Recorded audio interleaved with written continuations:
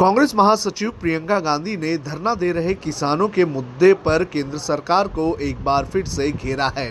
उन्होंने कहा कि सर्द मौसम में किसान धरने पर बैठे हैं और ऐसे में उनकी मौत की खबरें आ रही हैं।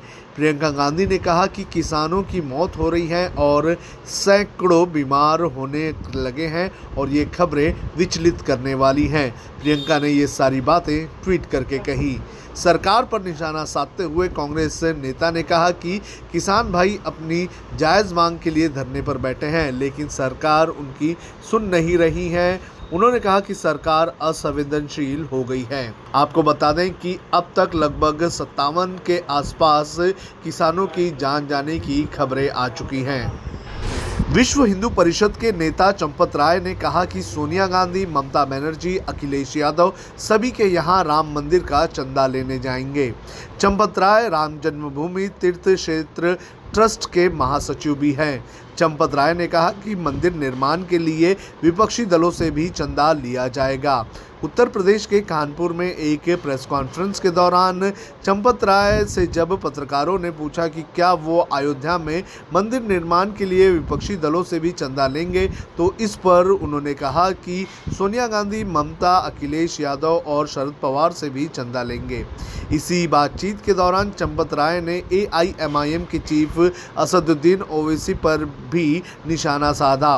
असदुद्दीन ओवैसी से चंदा लेने के सवाल पर चंपत राय ने कहा कि उनसे मेरा सलाम बोलना।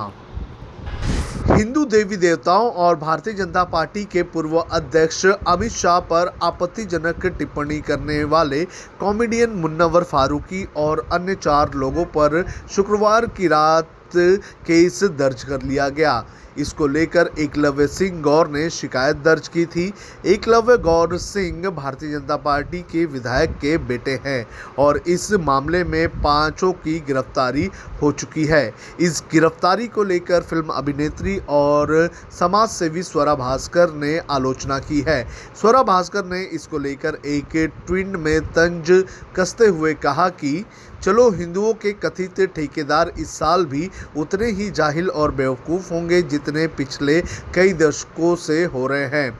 स्वरा भास्कर के इस ट्वीट को लेकर कई लोगों ने नाराज़गी जताई। दिल्ली की अलग अलग सीमाओं पर किसानों के आंदोलन का आज 39वां दिन है। कल सरकार के साथ किसानों की 8वें दौर की बैठक होने वाली है और इसी बीच कांग्रेस के पूर्व अध्यक्ष राहुल गांधी ने केंद्र सरकार पर एक बार फिर से निशाना साधा है। राहुल गांधी ने गंभीर आरोप लगाते हुए कहा कि किसानों को न्यूनतम समर्थन मूल्य की लीगल गारंटी न दे पाने वाली मोदी सरकार उद्योगपतियों को अनाज के गोदाम चलाने के लिए निश्चित मूल्य दे रही है।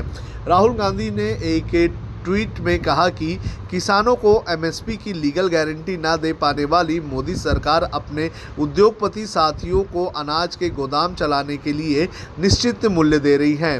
सरकारी मंडियां या तो बंद हो रही है या अनाज खरीदा नहीं जा रहा है। किसानों के प्रति बेपरवाही और सूट बूट के साथियों के प्रति सहानुभूति क्यों है? अब खबरें पाइए सबसे पहले हमारे मोबाइल न्यूज एप्लीकेशन पर। एंड्रॉइड या iOS प्लेटफॉर्म पर जाइए, HW न्यूज नेटवर्क को सर्च कीजिए, डाउनलोड कीजिए और अपनी सुविधानुसार भाषा का चयन कीजिए। खबरों की भीड़ में अपने काम की खबर पाते रहिए।